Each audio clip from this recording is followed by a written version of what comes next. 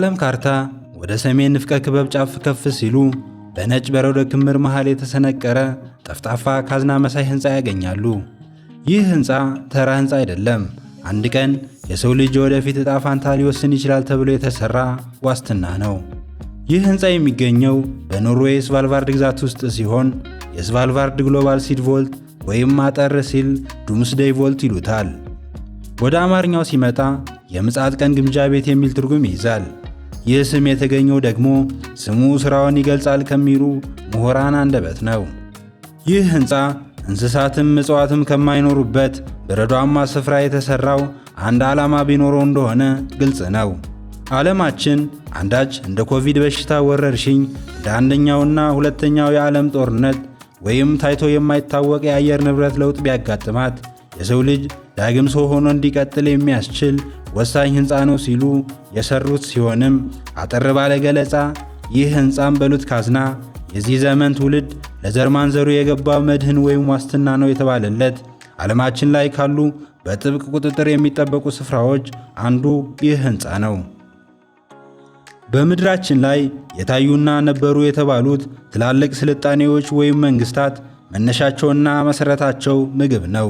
በተለይም በቀደመው ጊዜ አንድ አካባቢ በረሃብ አሊያም በድርቅ ሲመታ አገሩን ለቆ የሚፈልሰው ለዘር ወይም ለክፉ ቀን የሚሆን እህል ስለማይቋጥር ነው ይባላል።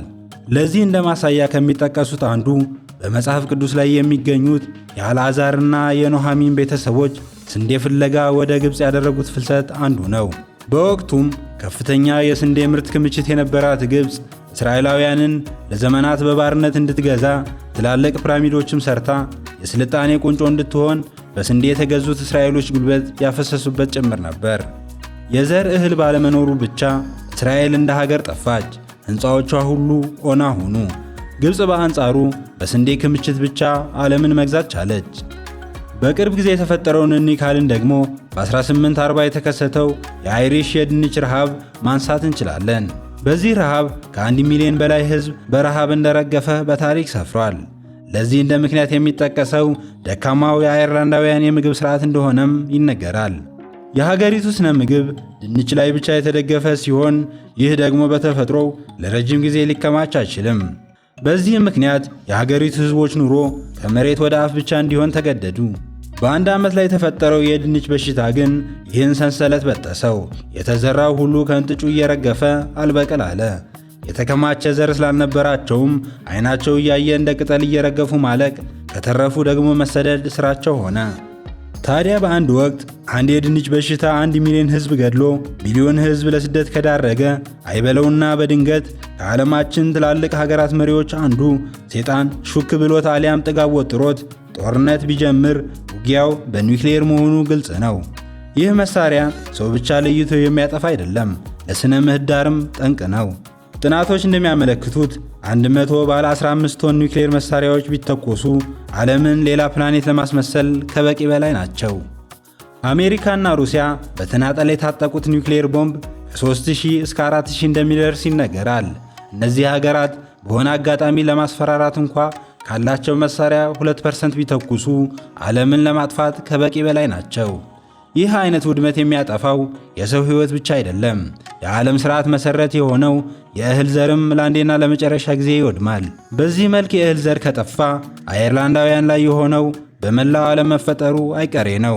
ይህ የምጽአት ቀን ግምጃ ቤትም የተሠራው ይህንን ጥፋት ለማስቀረት ታስቦ ነው። ሕንፃው ያረፈበት ቦታ በጥንቃቄ የተመረጠ ሲሆን የዓለም ሙቀት የትኛውም ያህል ቢጨምር በረዶ ቀልጦ ቢያልቅ የመጨረሻውና የተሻለው ቀዝቃዛ ስፍራ ይህ ስፍራ ነው። አካባቢው በትናንሽ ኮረብታዎች መከበቡ ደግሞ የተፈጥሮ አደጋ ለመከላከል ያግዘዋል። ካልጠፋ ሀገር በኖርዌይ እንዲሆን የተፈለገውም ቦታው ለጦርነት የማይመች ከሀገራ ድንበር ራቅ ያለ በመሆኑ ከኒውክሌር ራዲዬሽን አደጋ ይድን ዘንድ ታስቦ ነው። የዚህ ካዝና ንድፍ ብዙ ጥበብ ያረፈበት ነው ለማለት ባያስደፍርም ወሳኝ የሆኑ ነገሮች ግን ተካተውበታል። ሕንፃው ውስጥ 120 ሜትር ርዝመት ያለው ዋሻ ይገኛል። በዋሻው ውስጥም 3 ክፍሎች ያሉት ሲሆን በመጀመሪያ የሚገኘውና ለአየር የተጋለጠው ክፍል እንደ መግቢያ በርና ከለላ በመሆን ያገለግላል። እሱን አልፈው ወደ ውስጥ ሲገቡ የሕንፃው መሃል ክፍል ይገኛል። በዚህ ክፍል ወደ ሶስተኛ ክፍል ከመግባታችሁ በፊት ምንም አይነት ብክለት እንዳይኖር ክትትል የሚደረግበት ሲሆን የተለያዩ የኤሌክትሪክ፣ የካሜራና ሌሎች ዝርጋታዎች የሚገኙበት ክፍልም ነው። ዋናውና የመጨረሻው ይህ ክፍል ሲሆን 3 ንዑሳን ክፍሎች አሉት። ይህ ክፍል የእህል ዘር ናሙናዎች የሚቀመጡበት ቀዝቃዛ ክፍል ነው። ዓለማችን ላይ አሉ የሚባሉ የእህል ዘሮች ከዚህ ክፍል ውስጥ አይጠፉም። በተለያዩ ሀገራት ያሉ የምርምር ጣቢያዎች የሀገራቸውን ብርቅዬ የእህል ዘር ይልካሉ። የተላኩትም አየር በማይገባበት ብልቃጥ ታሽገው ይቀመጣሉ። አሁን ጥቅም ላይ ያለው አንዱ ክፍል ብቻ ሲሆን ከ1.5 ሚሊዮን በላይ የዘር ናሙና ብልቃጦች ይገኛሉ። ቀጣይ ክፍሎች ተመሳሳይ ስፋት ያላቸው ሲሆን ለወደፊት የተዘጋጁ ናቸው። በዚህ መልክ የተቀመጡት ናሙናዎች ለብዙ ዓመታት ሳይበላሹ መቆየት ይችላሉ። እንደ ስንዴና ገብስ ያሉ የእህል ዘሮች ከ1000 ዓመታት በላይ ሳይበላሹ መቆየት ይችላሉ። ዝቅተኛ ዕድሜ ያላቸው እንደ ሩዝና በቆሎ ያሉት ደግሞ ቢያንስ ለ300 ዓመታት ያህል ይቆያሉ። ይህ ሕንፃም ብዙ ጊዜ ስለማይከፈትና አየር ስለማይገባበት የናሙናዎች ደህንነት አስተማማኝ እንዲሆን ያደርገዋል። እንደ ዱምስዴይ አይነት ለምጽአት ቀን ተብለው የተሰሩ ግምጃ ቤቶች ቢኖሩም በተለያዩ ምክንያቶች አሁን ላይ ከሥራ ውጪ ሆነዋል። ከእነዚህ ውስጥ አንዱና ትልቁ የነበረው በኢካርዳ ማለትም በዓለም አቀፉ የደረቅ አካባቢዎች የግብርና ምርምር ማዕከል የተዳደረ የነበረው የሶሪያው የምርምር ማዕከል ተጠቃሽ ቢሆንም አገሪቱ ውስጥ በነበረው የእርስ በርስ ጦርነት ሳቢያ ወድሟል። ስቫልባርድ የተመረጠችውም ከዚህ በኋላ ነው።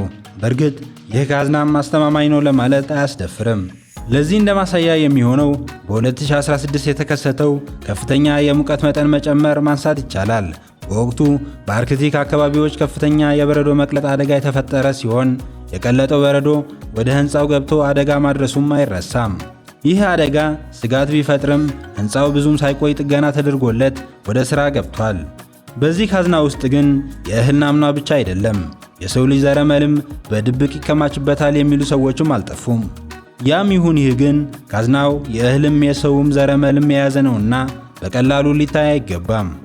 ይህ 120 ካሬ ስፋት ያለው ሕንፃ ዓለምን ይታደጋል ወይ የሚለውን ለእናንተ በመተው በዚሁ ልንሰናበት ወደድን። ሐሳብ አስተያየታችሁን አስቀምጡልን። በሰላም ያገናኘን።